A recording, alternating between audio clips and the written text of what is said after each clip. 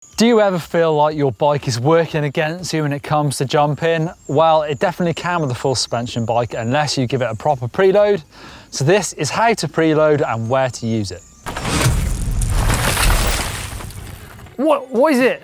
Well, have a look at this in slow motion. You can see as I hit the takeoff, go into that transition at the bottom, my fork is basically soaking it up. Same with the shock.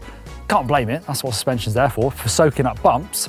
However, this time, that bump is a takeoff that I need to use to go up and into the air.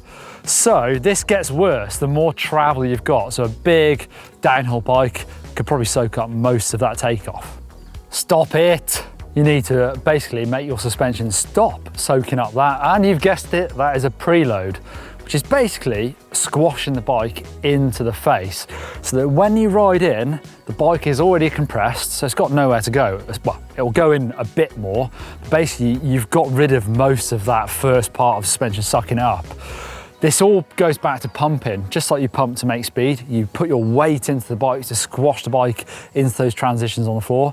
Really, it's the same idea for this, but now the transition becomes the up one. So as I come in, nice and tall, neutral position, big preload, big pump of the bike, squash it into this takeoff, and then it's gonna wanna pop.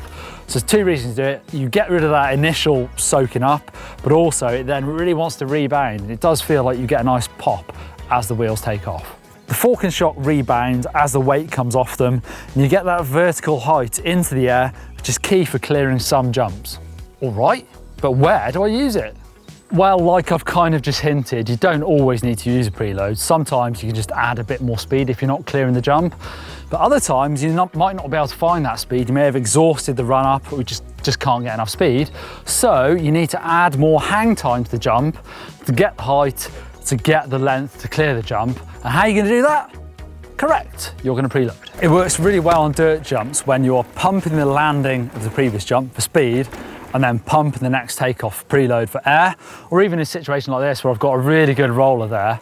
I've probably got enough space to pedal if I wanted to be fair, but it's much safer to pump the back of that, give it a really big one, get a load of speed, and then stay nice and still, nice and in control, not throwing my weight around. So one pump there, another pump here together to get the height. So pumping for speed, pumping for air, basically it should feel the same. Same technique, just two different methods of getting speed and then air. It'll make you much smoother on jumps if we're using them to help you out rather than trying to pedal everywhere and forcing the speed. You can use a preload on natural stuff as well. So I've used this before to turn this into a gap. So basically you take out this bit, rather than ride along here and drop off to flat, you jump into it and it's actually much nicer.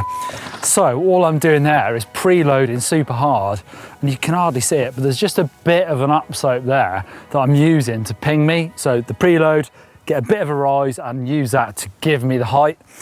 You know, it pretty much becomes a bunny hop because the first part of a bunny hop is a pump, is a preload. And if you've got a bit of a takeoff there as well, that's when you're using that with the preload to get that height.